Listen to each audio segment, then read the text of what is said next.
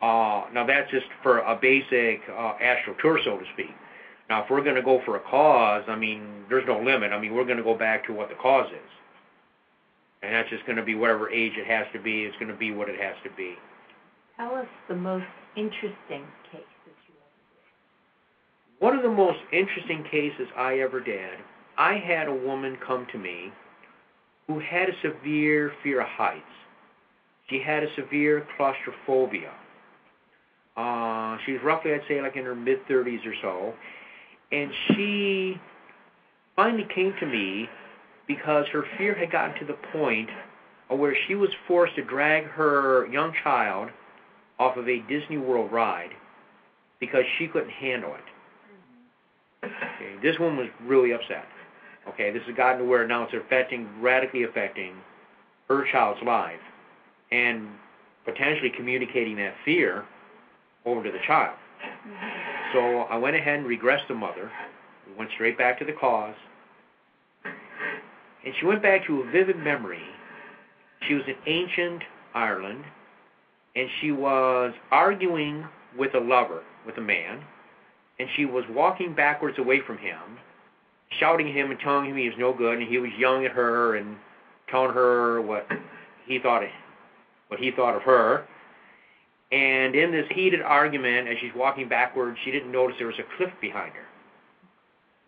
So she falls off the cliff to her death. So basically what we did is we had her replay that memory over and over again backwards until we were able to reasonably heal it. It was extremely vivid. She said it was very, very, very vivid. The true outcome of it was this. I spoke to her 2 or 3 months later, and she told me, because she just came for the one session, she didn't return for anything further. That was her choice.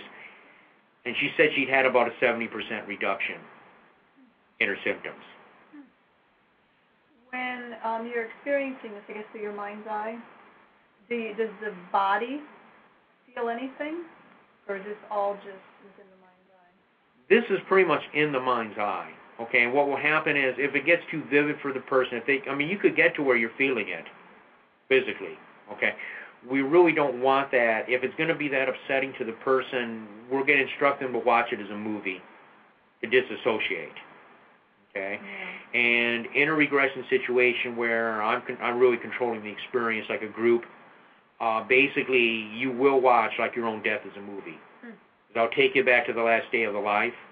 I do that privately as well. I'll take you to the last day of the life, and I will tell you, you're going to see this as a movie, and only as a movie, without pain or suffering. When you do these regressions, can you, because you are intuitive, go in with the client and actually see also what they're experiencing? Sometimes that has happened. Sometimes that has happened. It doesn't happen a lot because I really try to make sure I don't get sucked too much into it. Because one of us has to be objective. I have to be in control. Okay, I have a moral responsibility to be in the control of the situation. But certainly my psychic senses are heightened during the regression. I do actually go into the altered state to a certain extent. And you will, as a hypnotist, if you're working, especially if you do a lot of regressions, you're doing work daily, you're going to go into that altered state. Your brainwaves are going to change and shift because of that. All right, but I wouldn't let myself go full-blown into it with them. I'll get glimpses, I'll get visions of what they're seeing, but I would not allow myself to go full-blown with them. That is interesting. How long is one of your sessions? Usually about an hour. About an hour. I try not to let them go longer than that. Like the one woman that fell off the cliff, I really went all out with her, and I kept her going for like 2 hours. It's a bit much. That's a bit much. All right, we try to keep it to about an hour. I know Dick doesn't want people in trance more than an hour. It gets kind of wearing on the system. Sure. It really does get a little harsh. So you're better off if you just keep it. Does it get wearing on the person going through it, or you as the both person? Both. Both. Because they have to have my undivided attention. I'm fully concentrating on everything that's going on, and also, yeah, it can be a bit wearing on the person. Some people handle long trance periods. Dick's former wife, Tara, I mean, she could be in trance for hours. I mean, Wow. he said it was just amazing. She'd be up there talking to her guides and automatic writing and all kinds just for hours. For most people, that would not be too cool. Most people would not handle that very well. So we generally keep it to an hour. It's usually adequate. And when you're doing a regression, when you first go into that experience, is it always shown by the year or around the time frame and where? Well, basically what we do is we ask the person, Where are you? This is one of the first things that's asked.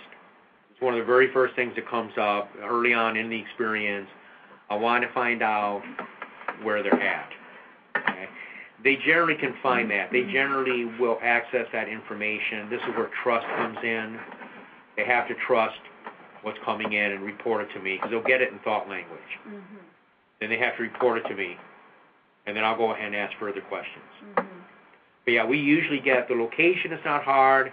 The year, I usually get it one digit at a time to kind of keep the ego out of it. So sometimes they just pop the whole number. It'll just pop out, and that's fine too. I've had people that immediately knew the date. I've had other people that could not get the date, and I don't want to dwell on it. We'll go ahead and keep going. Do you go by clothes? Like if they can't picture a year or if they're not getting the information, do you go into what they're wearing to give you a time frame? That'll give us an idea sometimes. Sometimes it will. Mm-hmm. That's one of the really the very first thing we want to find out. Yeah. We want to find out what is your surroundings. Are you indoors or are you outdoors? Then we have them look down at their feet.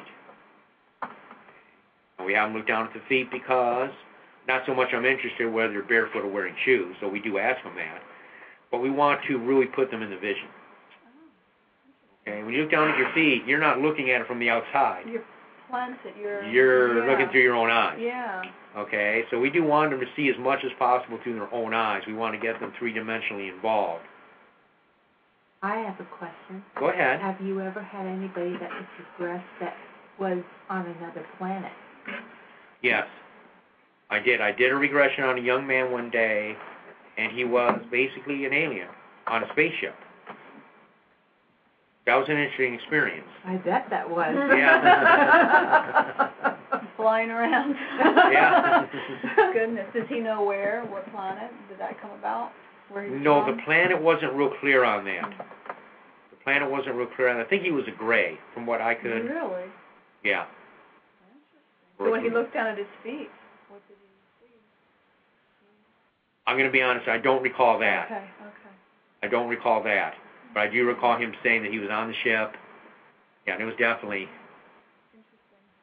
an interesting experience. I have a question for you, Bob. Please do. Actually, one of our listeners. Great. Oh, awesome, on the chat room. Yeah, came in and asked a question. Her name is, I'm going to go by Anita from her profile. She said that she went on a job interview 2 weeks ago, and she still hasn't heard back from them, and she wanted to know what you see for her. Okay, so and there's quite it's not related specifically to our topic, but apparently she is listening. She goes, "Do you need any details from me?" I have to kick into your psychic side, Bob. Okay, let's do that. Let's do that. Okay. Well, I'm getting a sense she's going to hear something soon. I know she's been applying to a lot of places. Okay, she's been very, very actively applying. She's not been a slouch on this. She's been putting in a lot of work to get this accomplished, to be able to find a job. And I feel, even though it wasn't from what she interviewed from yesterday, I feel that she may have a job offer. I'm getting it I feel like 2 weeks. In 2 weeks? I feel like pretty soon she's going to have a job. Yeah. Mm-hmm. Very encouraging. I'm asking her if she was able to hear everything you said, or do we need to type it in? So, Awesome. I'm playing switchboard here. There you go. Yeah, we're getting to play with that switchboard. Those are always fun. Switchboard's fun. The chat room. We have another person, Bob. They'd like to know if they can use Skype to call in. Yeah, sure. Yeah, they can call in. If they want to call in, let them call in. I'll take the call in. Okay, let me. No, I'm